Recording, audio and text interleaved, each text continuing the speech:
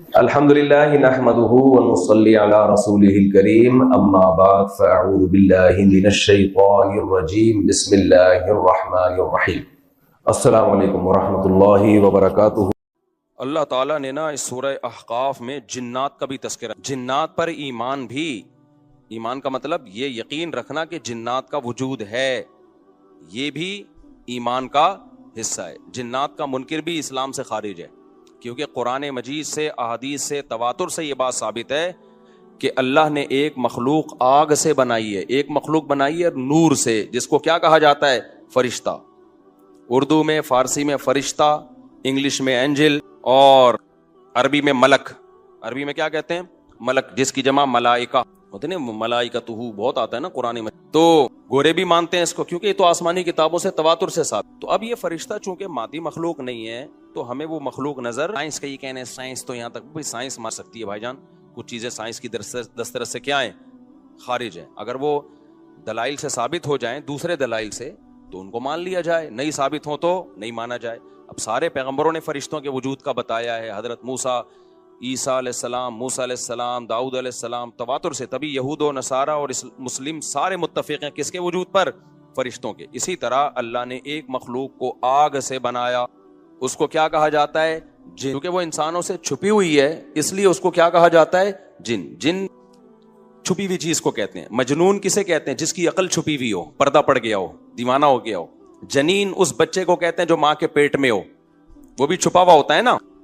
فلما جن علیہ اللیل، قرآن کہتے ہیں جب رات چھا گئی، اندھیرا کر دیا رات نے، تو ہر وہ چیز جو چھپی، جنون اسی سے نکلا ہے۔ جنون پاگل ہو گیا نا، گویا دماغ ہی غائب ہو گیا ہے، ٹھیک ہے نا۔ تو ہر وہ چیز جو چھپی ہوئی ہوتی ہے نا، اس میں جیم ڈبل نون والا مادہ پایا جاتا ہے۔ تو جن کو بھی جن اس لیے کہتے ہیں کہ وہ ہوتا ہے لیکن نظر، بولو، نہیں آتا۔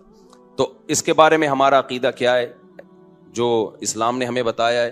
بھائی جنات بھی مکلف ہیں اعمال کے، ان میں اچھے بھی ہوتے ہیں اور ان میں برے بھی ہوتے ہیں۔ البتہ شیطان ایک ایسا جن ہے جو برا ہے، ہر جن برا نہیں ہوتا، لیکن شیطان ایک برا جن تھا جو اڑ گیا تھا نا، پڈے ماضی میں لگا تھا اور قیامت تک اڑا ہی رہے گا، اس کی نسل بھی ایسا ہی ہے۔ لیکن جنات میں اچھے بھی ہوتے ہیں اور جنات میں برے بھی ہوتے ہیں۔ جنات تعلیم کہاں سے لیتے ہیں؟ انسانوں سے لیتے ہیں۔ جنات میں کوئی الگ سے پیغمبر نہیں آتے، انسانوں ہی کو اللہ نے یہ فضیلت دی ہے کہ جنات فالو کس کو کریں گے؟ انسانوں کو۔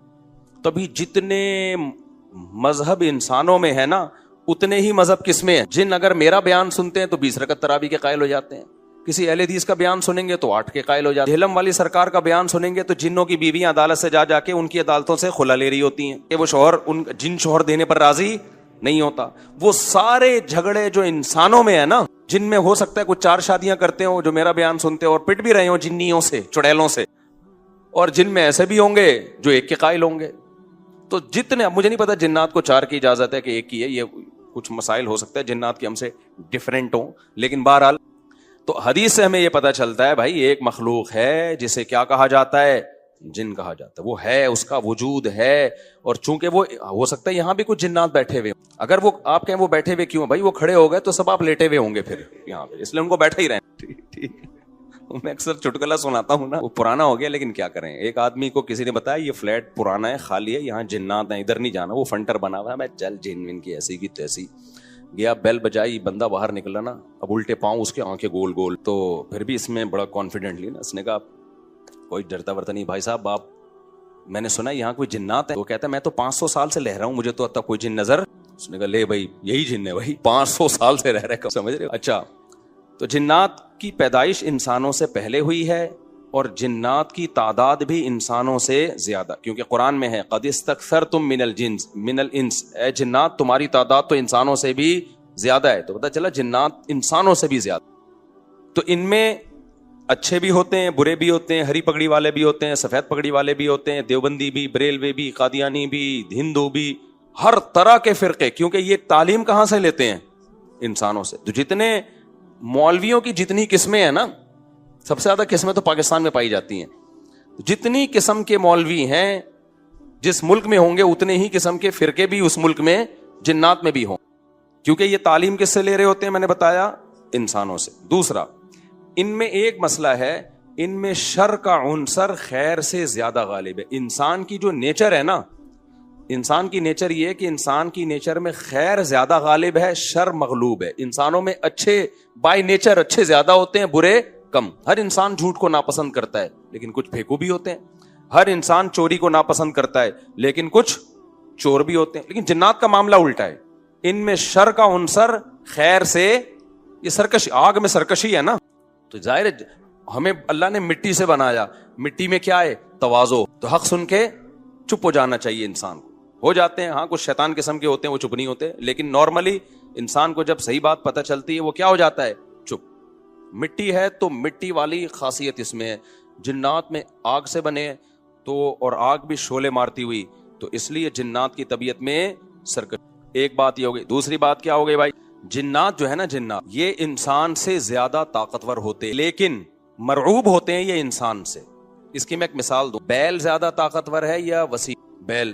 لیکن قابو کس کے ہوتا ہے؟ بیل. انسان. وجہ اس کی ہے کہ وہ مرعوب ہوتا ہے انسان سے. اس کو اللہ نے وہ دماغ نہیں دیا جو کس کو دیا ہے؟ انسان کو. بیل کو جس دن پتا چل گیا نا کہ میں زیادہ پاورفل ہوں، تو کھوٹے کی جگہ آپ بندھے ہوئے ہوگے، بیل نہیں. لیکن اللہ نے ایک روب رکھا ہے جانوروں پہ بھی. گدھے کو دیکھو، چلتے رہو، وہ منہ نیچے کر کے لوڈ اٹھا کے چلتا رہے گا. اس کو احساس ہی نہیں ہوتا کہ میری ایک لات کا مار ہے یہ بندہ جو بیٹھا ہوا ہے نا میرے اوپر، تھوڑا سا یوں کیا اور ایک کھسکایا، اٹھا کے گرے گا. تو ایسے ہی خوب سمجھ لو، جنات انسانوں سے ڈرتے ہیں، نہ کہ انسان کو جنات سے ڈرنا چاہیے. جنات ڈرتے ہیں کس سے؟ انسان. لیکن ہوا یہ کہ قرآن سے یہ بات ثابت ہے. سورہ جن میں اللہ نے فرمایا وَأَنَّهُ كَانَ رِجَالٌ مِّنَ الْإِنسِ يَعُوذُونَ بِرِجَالٍ مِّنَ الْجِنِّ فَزَادُوهُمْ رَهَقًا. جنات انسان پہ سرکش ہو گئے، شرارتیں کرنے لگے. ادھر سے بندہ اٹھا کے ادھر کر دیا، ادھر سے اٹھا کے. ایک صحابی کو جن اٹھا کے لے گئے تھے. حضرت عمر رضی اللہ تعالیٰ عنہ کے دور میں ایک خاتون کا شوہر گم گیا، تو اس کی بیوی آئی حضرت عمر کے پاس کہ میرا میاں ہے ہی نہیں، پتہ نہیں کہاں گیا. حضرت عمر نے 4 سال کے بعد نا اس خاتون کا نکاح فسخ کرا. یہ امام مالک کی دلیل ہے کہ 4 سال کے بعد نکاح فسخ ہو سکتا ہے. امام ابو حنیفہ کے جو فتوے ہیں نا، زیادہ تر انہوں نے حضرت علی اور عبداللہ بن مسعود کو فالو. وجہ اس کی یہ کہ وہ کہتے تھے کہ، یعنی جو اس بارے میں حناف کہتے تھے، حضرت علی نے تینوں خلفاء کا زمانہ بھی دیکھا ہے اور نبی کا زمانہ بھی، تو ان کا علم باقی تینوں خلفاء سے زیادہ ہے. اس لیے فقہ حنفی میں حضرت علی اور عبداللہ بن مسعود کو بہت ترجیح دی گئی ہے. جہاں ٹکراؤ ہوتا ہے نا باقی خلفاء اور سیدنا علی میں، تو وہ ترجیح کس کو دیتے ہیں؟ کیونکہ حضرت علی ان تمام محفلوں میں، ان فتووں میں تینوں خلفاء کے ساتھ ہوتے تھے، تو وہ سب کے دلائل بھی جانتے تھے، اور ان پہ پھر بعض چیزوں سے سیدنا عمر نے رجوع بھی کیا ہے حضرت علی کے کہنے پر. تو عمر کم تھی نا، علم حاصل کرنے کا موقع ان کو زیادہ ملا. تو اس لیے حضرت علی کا موقف جو میں نے خلا والے اس میں ریکارڈ کروایا کہ بھائی نہیں، جب تک ہمیں پتہ نہیں ہوگا مر گیا ہے کہاں گیا تو ہم کیسے نکاح ختم کر دیں. بہرحال حضرت عمر نے کا یہ قول تھا، تو مالکی فقہ میں، تو فقہ حنفی نے بھی اس میں فقہ مالکیہ پہ فتویٰ دیا. تو 4 سال ان کو انہوں نے نکاح کیا کرا دیا، حضرت عمر نے ختم کرا. وہ بندہ آ گیا تھوڑے دن، تو روایت میں آتا ہے حضرت عمر خوفزدہ ہو گئے. بھائی ایک بندہ کہہ رہا ہے میری بیوی آپ نے کسی اور کو کیسے دی. تو حضرت عمر نے پھر کہا بھائی اب تمہارے پاس 2 آپشن ہیں، یا تو تمہاری بیوی ہم تمہارے حوالے کر دیتے ہیں، یا پھر مہر لے لو اس کو طلاق. یعنی حضرت عمر نے بھی اس پرانے نکاح ہی کو باقی رکھا ہے کہ بھائی اصل تو اسی کی ہے نا، تو اس لیے اب مہر لے کے چھوڑ دو اس کو. مقصد یہی ہوگا کہ ہم اس کا وہیں نکاح کرا دیتے ہیں. یا دوسرا آپشن یہ ہے کہ ٹھیک ہے بھائی تمہارے نے، اس نے کہا نہیں اب ظاہر ہے اب کسی اور مرد کے پاس چلی گئی ہے تو انسان کو اس میں غیرت بھی آتی ہے نا. انہوں نے کہا نہیں، میرا مہر مجھے واپس کر دیں، اب اسی کے ساتھ رہے، ٹھیک ہے نا. پھر حضرت عمر اس سے پوچھنے لگے ہوا کیا تھا. اس نے بتایا جن اٹھا کے لے گیا. مصنف عبدالرزاق یا مصنف ابن ابی شیبہ کی روایت، جن اٹھا کے لے گیا تھا. تو بعض دفعہ ایسا ہوتا ہے کہ انسان کو جن بولو اغوا کر. تو قرآن کیا کہتا ہے، لیکن آپ لوگ کے ساتھ نہیں ہوگا. خدا کا واسطہ جنات کو زیادہ لفٹ نہ کراؤ، پوری سیٹ اپ ہمارا برباد ہو گیا. صحابہ میں بھی ایک واقعہ ہو گیا نا، یہ تھوڑی کہ ہر گھر میں جن یہ کر رہا ہے، دوسرے گھر میں جن وہ کر رہا ہے، تو تیسرے گھر میں جن نندوں کو لڑا رہا ہے، چوتھے گھر میں جن ساسوں کو لڑا رہا ہے. ہمارا تو پورا پروگرام یہیں سے شروع ہوتا ہے یہیں پہ ختم ہوتا ہے. ایک آدھ سینکڑوں میں کوئی ہو سکتا ہے جن اٹھا کے لے جائے، پھر واپس بھی کر کے میرا خیال ہے. اچھا، تو قرآن میں سورہ جن میں آتا ہے انہو کان رجال من الانس، جنات نے خود ہی یہ بات کہی کہ ہم سے انسان ڈرنے لگے اور ہم سے پناہ لینے لگے. یعوذون برجال من الجن، ہم جیسے اللہ کی پناہ میں آتے ہیں نا مصیبتوں سے بچنے کے لیے، اعوذ باللہ ہم کہتے ہیں اللہ میں تیری پناہ میں آتا ہوں. تو لوگوں نے کیا کیا تھا, مشرکین نے جنات کی پناہ میں آنا شروع کر دیا کہ جنات ہمیں مصیبتوں سے بچائیں گے. تو جب جنات کو یہ لگانا کہ ہم ڈرتے ہیں انسان سے اور یہ ہمیں اتنی ویلیو دے رہا ہے کہ یہ مصیبتوں سے بچنے کے لیے ہمارا سہارا لے رہا ہے, تو اس چیز نے جنات کو انسانوں پہ سرکش بنا دیا اور جنات اپنی اوقات سے باہر نکل گئے. یہ بالکل ایسا ہی ہے جیسے کمزور سا باریک سا ٹی بی کا مریض ہو اور محلے کے بدماشوں کے دماغ میں کسی نے جا کے ڈرا دیا کہ بھائی یہ دیکھنے میں ایسا لگتا ہے, اندر سے یہ بہت زرخیز ہے, بہت خطرناک ہے.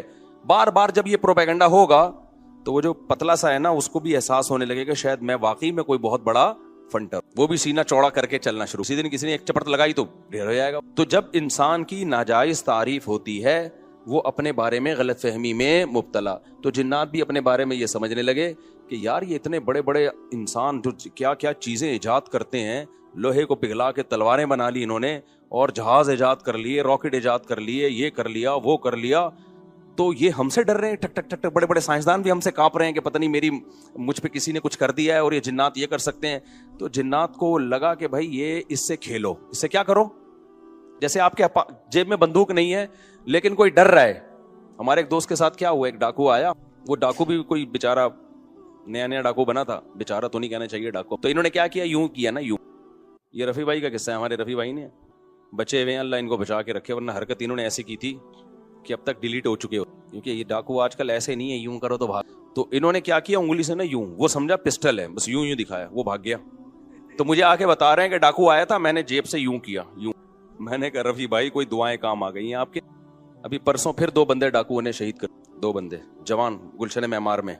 ایک کے تو جبڑے میں گولی لگی ہے, بہت بڑے تاجر تھے وہ, یہ ہمارا گارڈ ہے نا, اس کے پیچھے نمازیں پڑھی, وہ تو جبڑے میں گولی لگی ہے, منہ کے اندر گھسی ہے, وہ تو ہاسپٹل میں ایڈمٹ ہے, ان کے ساتھ دوسرا تھا وہ تو شہید ہوئی, پرسوں کی بات.